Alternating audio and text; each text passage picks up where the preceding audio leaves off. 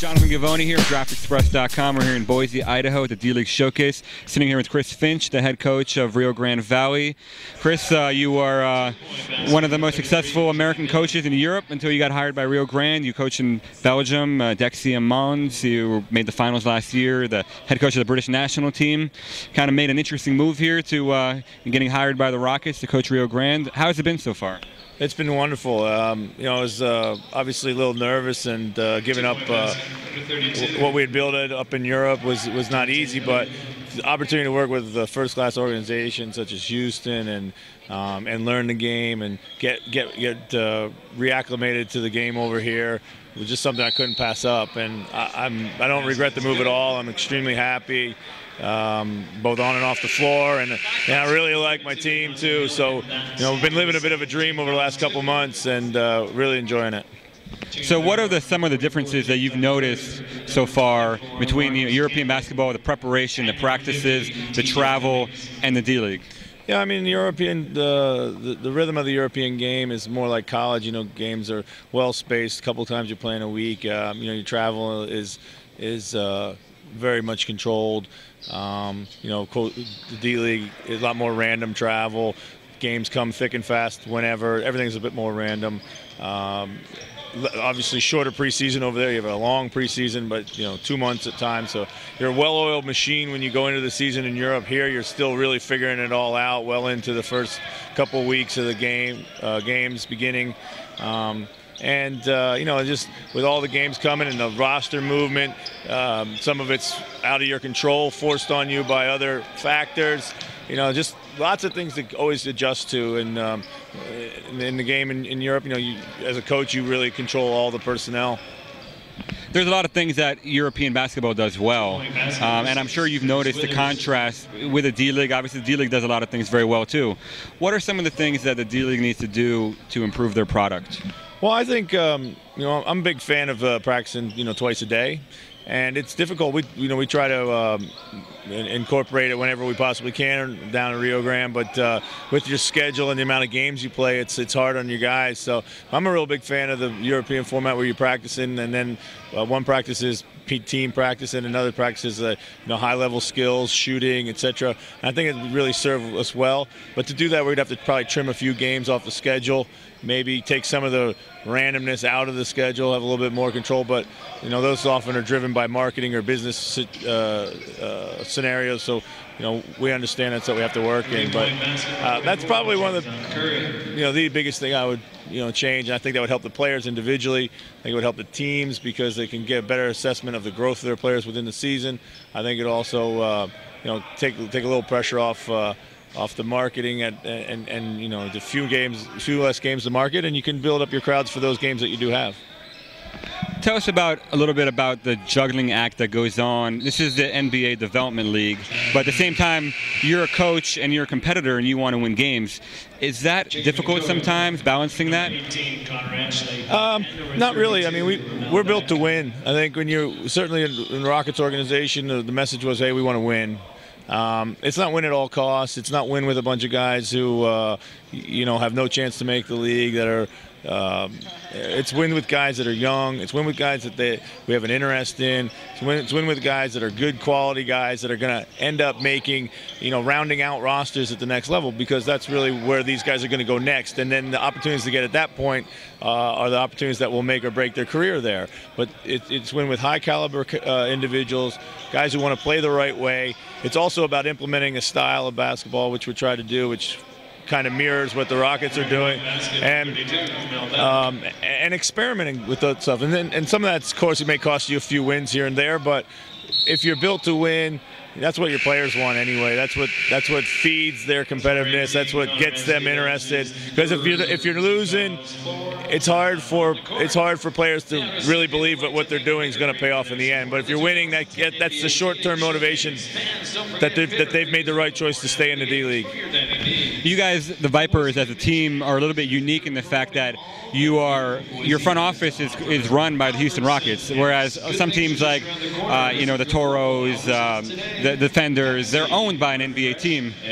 What has that been like? What goes into that whole process? Well, that's been great. I mean, that's been both enjoyable and a big learning experience for myself, working with Gerson and Daryl and all the scouts and the personnel people with the Rockets. We work on a daily basis, exchanging ideas, updating each other.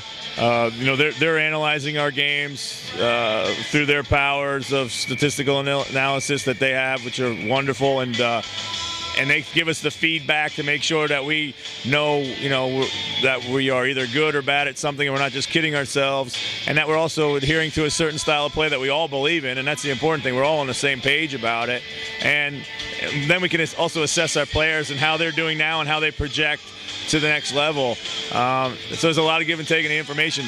They're not micromanaging the situation in RGV. They trust us with the staff. We got Paul Molkeski. I mean, he's been also a big resource for us. For me personally, just knowing the league so well and knowing all the intricacies of the game at this level. And they've given us free reign. We're running chunks of what the Rockets do, but we also have the freedom to build our offenses and our defenses according to our personnel. So in many ways, it's a perfect scenario for us, and it's really worked well to date. So Rockets GM Daryl Morey is known a little bit as an innovator in terms of the application of statistical analysis into basketball games. What are some specific things that go into the preparation or actually in-game situations that you guys apply from that stuff?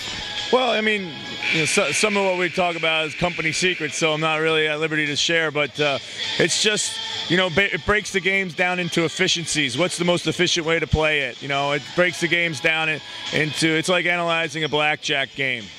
It's like counting cards. You know that certain things are going to happen. It's probabilities. It's trying to put yourself in a position where you have the best chance for things to go your way.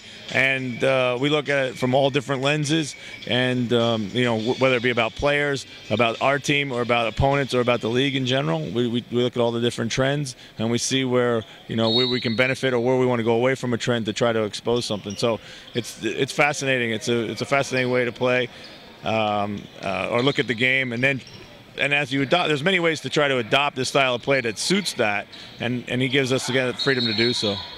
So defenses in the D-League versus defenses in Europe, what's the biggest difference? Well, defenses in the D-League, as they are in the NBA, are much more intricate because you have to work so much harder to cover space with the spacing rules and the quickness of the players and the ball attacking ability of the guards. And the game is now such a penetration game and a ball screen game. So to cover that, a lot more intricate rotations. In Europe, it's a lot more like college. You can, without the zone rules, you can pack up the lane, really overload a side. You're exposed to the shooting that they have in Europe, certainly, but you're able to really clog the ball a lot better in Europe than you are in here. And so you have to always covering, and even though you have a lot more size and maybe athleticism here, the half seconds that you are trying to make up for on defense are so much more important here than they are over there. The pace of the game in the D-League is much higher than in Europe. Most teams go over 100 possessions per game. In Europe, you'll find 70, 75. Even though it's less minutes, it's still a much faster-paced game. Yeah. Has that been difficult for you to adjust to? Not at all, because our teams played pretty fast-paced in Europe all the time, and we adopted a fast-paced style a long time ago to be competitive in the European leagues. We enjoyed play it, but we did it overseas simply so we knew we could get better quality players who were a bit undersized and faster. So when we went and played against European teams, we couldn't afford the 6'10", 7-foot guys that they were. So it didn't do us any good to settle for a guy who was mediocre. We wanted a guy who was exceptional at his size, position, and price value. So we would run all the time, and we think that running creates mismatches, and running creates a lot of open shot opportunities for guys who would struggle to create their own open shot in a half-court set. So that's always been my philosophy. We're not quite as wild as, let's say, maybe the Knicks or the Suns and stuff, but we like to push the pace. And I think that's something that they identified in our teams that over the years that the Rockets really liked, and it matches up with their philosophy. If you look how they're playing this year, they're really pushing the ball, and they're benefiting from it. Is coaching in the NBA sometime down the road, is that a goal for you? Sure. I mean, my goal has always been to make it to the highest level possible. And now that I'm back here in this environment, I get a chance to learn and work within, like I said, a first-class organization, and the opportunity to do that is something that doesn't come along very often. And I can honestly say that if it wasn't for some of the outside the box thinking that Daryl Morey and Gerson Rosas and the organization there as a whole employ, I would never get the chance. So I'm really fortunate, and I thank those guys for the opportunity. And I'm just going to keep working, because right now the most important job I got is the one at RGV, and we want to do the best we can.